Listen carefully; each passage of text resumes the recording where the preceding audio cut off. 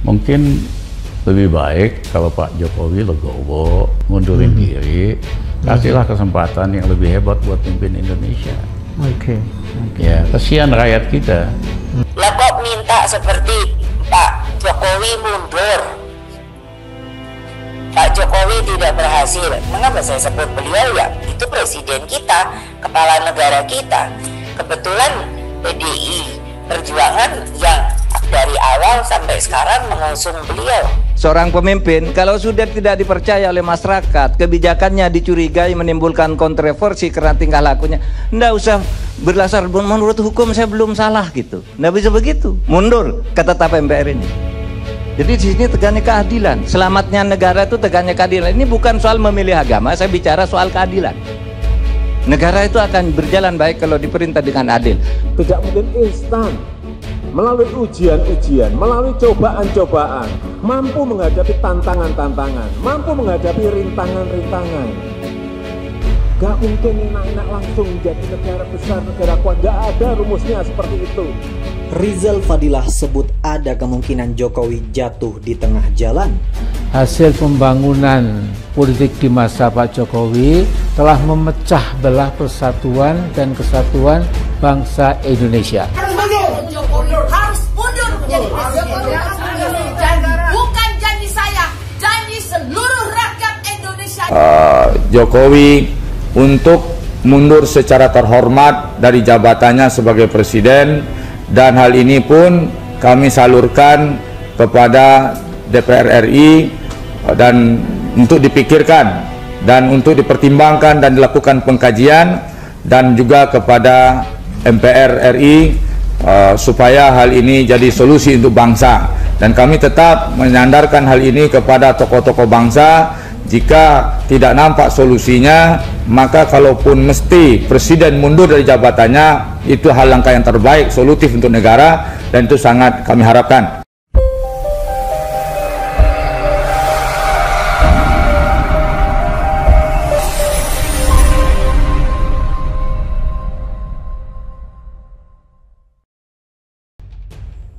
Rizal Fadilah sebut ada kemungkinan Jokowi jatuh di tengah jalan.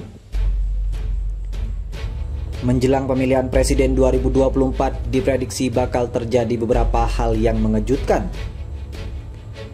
Pemerhati politik Rizal Fadilah berpendapat setidaknya ada 5 kemungkinan yang bakal menjadi kejutan menjelang Pilpres.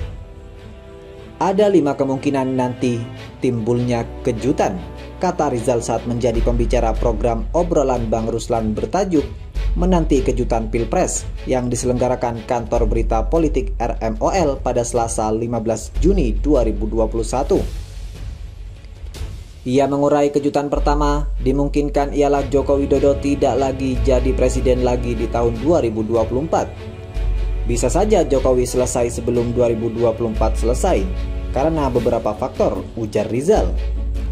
Misalnya, sambung dia, beberapa penyumbang bisa jatuhnya Jokowi di tengah jalan antara lain faktor ekonomi, investasi mandek, pertumbuhan ekonomi yang minus menyebabkan krisis.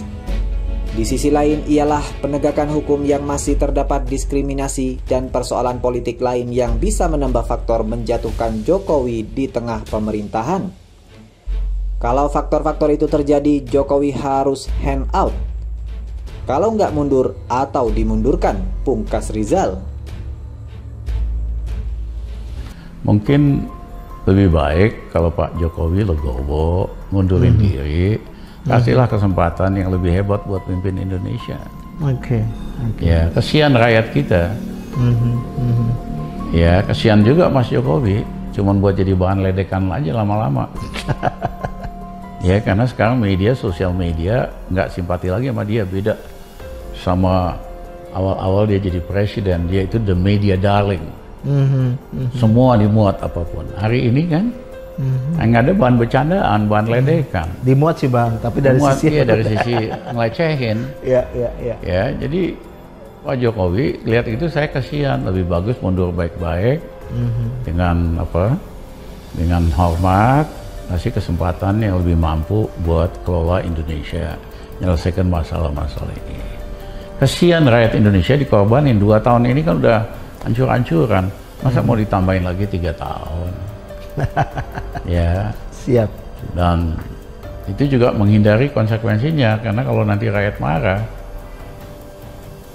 ingat di Korea kan? Iya. 3 presiden, 3-3-nya mantan jenderal masuk penjara semua. Ya, kita kan nggak kepengen itu terjadi. Iya. Iya kan? Tapi untuk itu menteri introspeksi, udahlah, Pak Jokowi hebat karena ada buzzer influence yang terus memuji-muji Pak Jokowi, mengaburkan fakta, menawarkan ilusi, dan menghancurkan orang-orang yang berbeda pendapat. Hebatnya cuma di mata buzzer doang, bukan di mata rakyat Indonesia. Jadi saya mohon maaf, sebaiknya Mas Jokowi ngundurin diri lah. Ya, terima kasih. DPR RI, dan dalam hal ini kami akan menyampaikan sebuah tuntutan melihat kondisi negara yang semakin mengkhawatirkan dalam berbagai tinjauan, baik kondisi politis, baik maupun kondisi ekonomi, kemudian harga dolar yang meroket tinggi, kemudian hutang luar negeri yang sangat mengkhawatirkan. Kondisi-kondisi ini akhirnya ketika kami musyawarahkan bersama ormas-ormas Islam dan ormas-ormas kemasyarakatan yang ada di Sumatera Barat, maka kami menyimpulkan beberapa hal.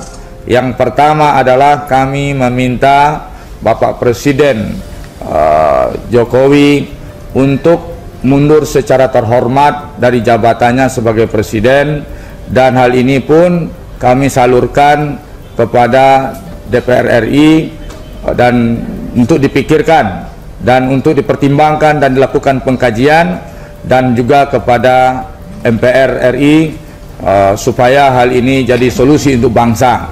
Dan kami tetap menyandarkan hal ini kepada tokoh-tokoh bangsa. Jika tidak nampak solusinya, maka kalaupun mesti presiden mundur dari jabatannya, itu hal langkah yang terbaik, solutif untuk negara, dan itu sangat kami harapkan. Pertama, alasan kami adalah diantaranya kami tadi sudah menyampaikan 20 alasan penting kenapa Presiden RI harus mundur.